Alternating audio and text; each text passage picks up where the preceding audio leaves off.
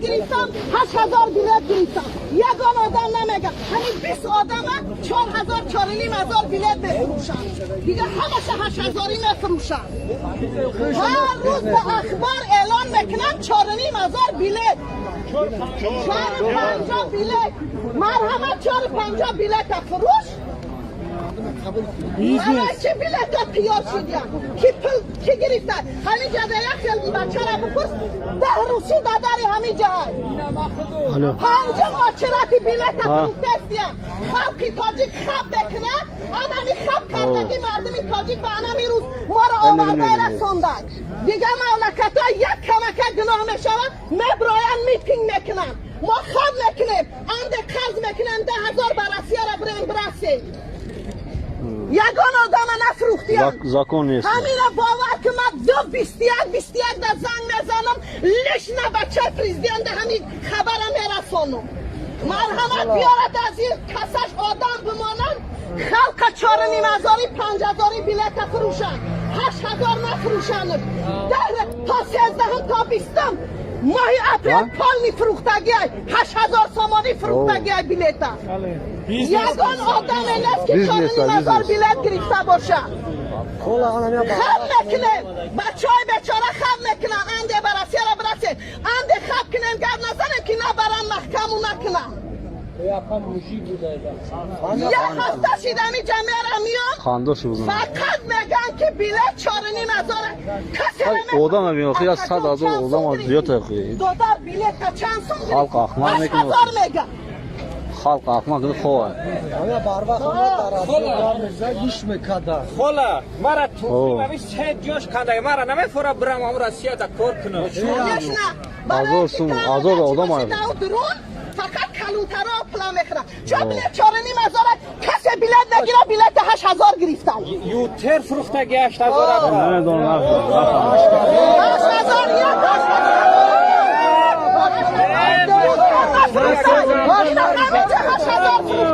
همینجا 7,500 فروختایش 8,000 ما خلقی بیچاره را نمیکنن برای چی خلقی بیچاره را نمیگن که بس 4,500 بیلت بگی همه مردمی همینجا بانکا قرض گرفتیم بیلت پول گرفته رفته استیم آیا بار وقت اومد یگان آدم نیست کدومت حاضیت دو تفروختیت بدوشتی خانه تفروختی آمدی که 5,000 بیلت بگیرم 2 هفته دیگه همین جده به 5,000 بیلت گرفتن نمیتون 8,000 میفروشن در اینجا کلان تر هستم که دعوای خلق کمبغل بشنوم. سلام علیکم و رحمت الله و برکاته دوستان و هموطنان گرامی. پیش از همه خداوند قادر یکتای خوب بهانتو را شکرانه میگم برای تمام خوبی ها و نعمت های رایگانش. اما بعد شما بینندگان عزیز تشکر میگم برای برآمد ما را یا که صحبت ما را تماشا میکنین، پیگیری میکنین و حتی دستگیری هم میکنین.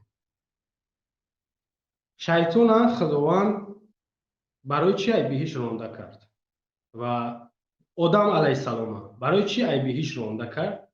به خاطر که خطا کرد از بهش راندش کرد و او خطا را سبب شیطان وسوسه فریب و حیله شیطان بود که آدم به اون خطاگی دست زد امو میوه یا که از اون درخت استفاده برد رانده شد آدم های بهشت آدم علیه السلام که از خاک آفریده شده اصلی ما از هم آدم های از میمون ای دیگر حیوانات نیستیم ما انسان از آدم بگیم که سرچشمه میگیره از خاک یعنی مردها از خاک آب به دنیا آمدگی‌اند اما زنها از خاک آب نیستند زنها با قدر قیمتشون بالاتره زنها از قبرغه چپ آدم علیه السلام به دنیا آمدگی‌اند اینو بدونید زنها ای خاک ای آب و آتش به دنیا آمدگی نیستند مردها آمدگی‌اند خب نگاه کنید انسان فریب کرد آدم علیه السلام وقتی و هوا فریب کرد از بهش رانده شون کرد از جای مقدس از مکان راحت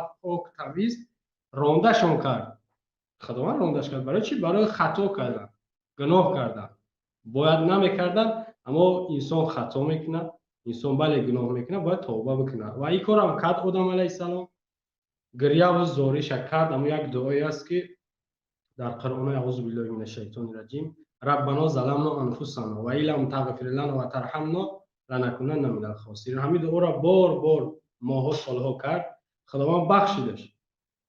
این بود یک نقطه خرد و کوتاه آیدی آدم علیه السلام و ماما همسر او. انا انسانی که در این دنیا است و یا که ما و شما که در تاجیکستانیم نگاه کنید تاجیکستان تعریف میکنن زیاد شعار میزنن که بهشت روی زمینه. اگر ما قبولش کنیم بله بهشت روی زمینه، چرا آدم ها ای بهشت روی زمین میگریزن؟ برای چی؟ گناه میکنن میگریزن؟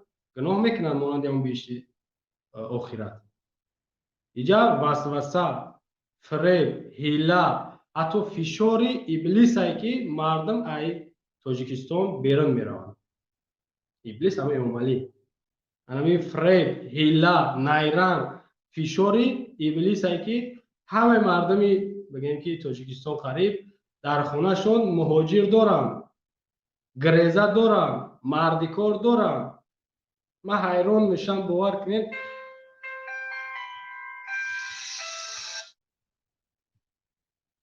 یا چند دقیقه ما صحبت کنیم انشالله زن قبول میکنم.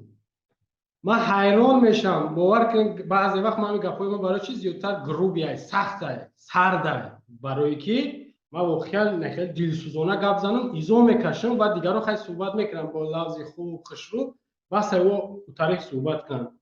من فقط از سختی ایامو مشکلات ایامو گپای بگم که بالا گپ میزنه و همین خودم هم این چیز در معقوله که باید سخت بگم. اما نمیشه بگم که خدا بخشنده و مهربانه، خدا بیشتر آخری تمام و خدا جبار قهار شدید العقاب دوزخ آفرید. اگه بود اینایش هم بگیم کو مردم فلسطین با چی فخر میکنن؟ مردم فلسطین میدونن عراق اون طرف در هر یک خونش کم از کم یک شهید داره. یک نفر از خونش شهادت چشیدگی است. یک نفر. همچنین مردم نامی همسایه کشور ما شما افغانستان ای خونش کم از کم یک شهید داره. شهید هم میدونین نفری که پاک تازه دنیا میره خدا قبولش میکنه مسلمان باشه او را شهید میگن. هر کسی این درجه نصیب نمیشه. همون 4 طبقه ای که نیمچه مله ها میدونن در پیش خدا قدر قیمت دارن: نبیین، صدیقین، شهدا و صالحین. هم 4 طبقه. انا شهید نگاه که مردم افغانستان فخر میکنه، مردم فلسطین فخر میکنه ای خونش شهید میته. مردم ما شما هر یک خونش یک مهاجر قربان میته، یک مهاجر میته. این فخر نیست. و فخر هم نمیکنم بعضیا، اما این جای عیبه. من این مثال برای چی میارم که مردمی که شهید میته، شهادت میته در راه خدا باور کنن یک افتخاره. اما مردم ما و شما ای خونش یک مهاجر میته، یعنی شهیدی که قربان میته. در مهاجرت میمیرن میگن شهید چی. اما یک حدیث ضعیفه نمیدونم رو ای جای آوردن که مرگ فی غربتی شهادت. هم خیلی حدیث گویا بوده است. من راستی از چند جایی که دیدم و شنیدم میگن ضعیفه. در هجرت و که در خارجی ها که در مهاجرت وفات کردن میگن شهید میشه. من را خطا میفهمم. خلاصه وسوسه و فریب رحمان و فشار شایکی مردم از تاجیکستان فرار میکنن. ایم بیشتی که شما میگنید من را بیش نمیگم. فرار میکنن. برای چی فرار میکنید؟ برای چی در تاجیکستان شما نمیستین؟ من 10 تا مثال میارم برای شما، یا که ای 10 سال پیش چند مثال برای شما بیارم تا اینکه شما بفهمین که اوید همین نوار است. نواری که اخیر مونده برادرمون یک زنی که یک بگیم که غیرت و شجاعت کرده گپ زد، اوید همین موضوع و اوید مهاجرت. یاد دارین که 2011 ماه دکبر در تاجیکستان یک گروه 4 نفره بود. خلبان ها یا کمی لیاچیکاشون میگن در تاجیکستان دستگیر شدن. شهروندان روسیه را میدونین نه؟ و در مسکو همون وقت بچه حکومت دستگیر کردن با سفیدی با مواد مخدر. باید که با یکدیگر عوضشون میکردن یورا، اما راضی نشدن اینا. حکومت راضی نشد. در پی همین زیاده از 2000 خطا نکنم مهاجرا را دپورت کردن از روسیه به تاجیکستان. در بین همینها در همون شهر سنت پتربورگ به نام زوکیر قربانزاده و بختیار رسولов دو نفری که در مسکو نور رسیده به تاجیکستان هر دوش هم میکشند. در سنت پتربورگ بختیار رسول میکشند و زوکیر قربانزاده را در مسکو 2011 و چندین هزار دیگر را دپورت میکنند. برای چی؟ برای که خلبان‌ها یا کملیوچکای روسیه را در تاجیکستان دستگیر کردند. حتی یک میتینگ یا یک گردهمایی در نزد سفارت روسیه در تاجیکستان میکردند. ملیساهای که بزهای ما نموندن شد به خاطر این دو نفری که در اونجا کشتن شد. وقت یک 10 سال پیش از اون اون طرفتر مردم ما شما کمتر آب رو داشت، قدر داشت.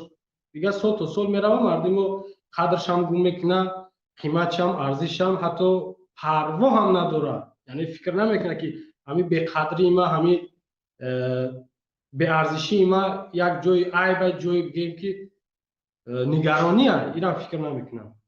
خب بعد از او 13 می 2013 یک شرکت به نام تاجیک ایر در شهر خوجند 100 تا شهروند یا که مهاجر ما و شما را بلیط میده و روز پرواز در فرودگاه اونها را اجازه نمیدن که پرواز کنن. برای چی؟ میگن که بلیط ها یا ساخته های یا که قلابی های. شما فهمیدین؟ شرکتی نامش گرفتم به نام تاجیک ایر در شهر خوجند 100 نفر را بلیط میفروشه و روز پروازشون با اونها پرواز اجازه نمیدن. میگن این شرکت بلیطی ساخته برای شما فروختگی. فهمیدین؟ کسی به جوابگاری کشیده شید نشید. اما 100 نفره آیا اعتراض کردن؟ نکردن. خاموشید. مثال بعدی 13 دکبر 2016 260 مهاجر یک شرکت به نام سامان ترید نگاه کنید 18 تا 20 هزار روبل روسی 2016 ماه دکبر 260 مهاجر در به نام المراد تقایف بلیط میفروشه اما در فرودگاه اجازه پروازشون نمیتن در روسیه. برای چی؟ میگن بلیطاتون همش ساخته. قریب 3 میلیون روسی را تقایف المراد در جیبش زده. 3 میلیون روسی را 260 مهاجر پرواز کرده نتونستن. نوارش هست. من چیزایی نوشتم که یادم نروه تو شما دا بگم و با تاریخ روزش میگم که این دیگر دلیل دکزته. و در اینجا با یک بگیم به شرم و به حیا به نام قربانعلی رسولov مسئول کمیته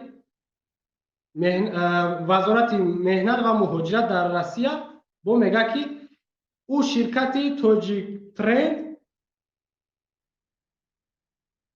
سامان ترند با شرکت های هواپیمایی هم تاجیکستان هم روسیه همکاری داشت.